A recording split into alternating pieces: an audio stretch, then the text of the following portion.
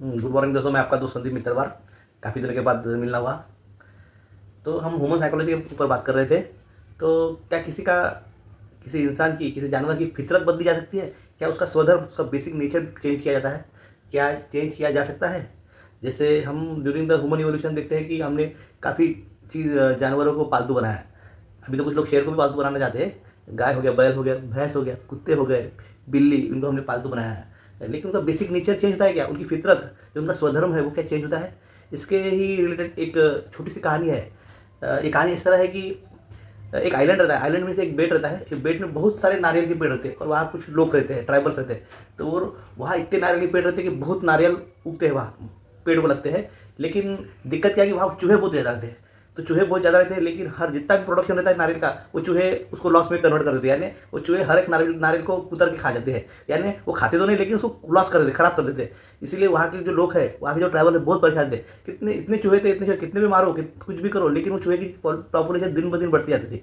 इसलिए वहाँ के लोग हैं बहुत परेशान थे। तो उसी आइलैंड पर एक वाइस पर्सन आता है। वाइस पर्सन मीन्स एक समझदार इंसान। तो वो एक आइडिया देता है। वो क्या आइडिया देता है कि उस चूहों को भगाने के लिए एक आइडिया ऐसे देता है कि वो क्या बोलता है कि एक बहुत बड़ा 10 बाय 10 का गड्ढा खोदो तुम, और वहाँ बहुत सारे नारियल जमा करो। उससे क्या होगा कि उस गड्ढे में बहुत बड़ा गड्ढा खुद बहुत खोल और गहरा गड्ढा खोदने से वहाँ वहाँ नारियल रखे, और उसकी वजह से उसके अट्रैक्ट होकर पूरे चूहे, जितने भी आइलैंड के चूहे थे, वहाँ आए।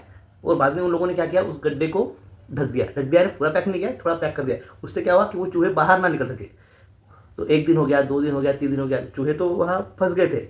लेकिन उसमें क्या हुआ कि 10 दिन 15 दिन होने के बाद चूहे ने नारियल खाए। लेकिन एक दिन ऐसा है कि नारियल खत्म हो गए। तो बाद में चूहों ने क्या किया, वापस में लड़ने लगे। वो एक दूसरे को ही खाने लगे। भूख की वजह से, हंगर की वजह से वो एक दूसरे को ही खाने लगे। उससे क्या हुआ, वो जो नारियल खाने वाले चूहे थे, वो अपने ही साथी को खाने लगे। इससे क्या हुआ, लेकिन उसमें से कुछ चूहे मर गए, कुछ चूहे जिंदा रहे। लेकिन 10 दिनों के बाद, 15 दिनों के बाद, 20 दिनों के बाद सिर्फ उसमें से गिने चुने चूहे ही जिंदा रहे। फॉर एग्जाम्पल 10 चूहे, 15 चूहे। लेकिन वो चूहे कैसे थे? दे आर द मांसाहारी, they are the non vegetarian. यानी वो नारियल खाने के बजाय वो चूहों को ही खाते थे। यानी इंसानों ने क्या किया, उसकी फितरत, उसका स्वधर्म ही चेंज कर दिया। बाद में उस चूहे को उन्होंने फ्री कर दिया, जंगल में छोड़ दिया। अब वो चूहे क्या करने लगे, वो चूहे सिर्फ नारियल को छोड़ के बाकी चूहों को खाने लगे। इंसान ऐसा होता है। वो अगर चाहे तो खुद का नहीं, दूसरे जानवर का भी स्वधर्म, उसका बेसिक नेचर, उसकी फितरत ही चेंज कर सकता है।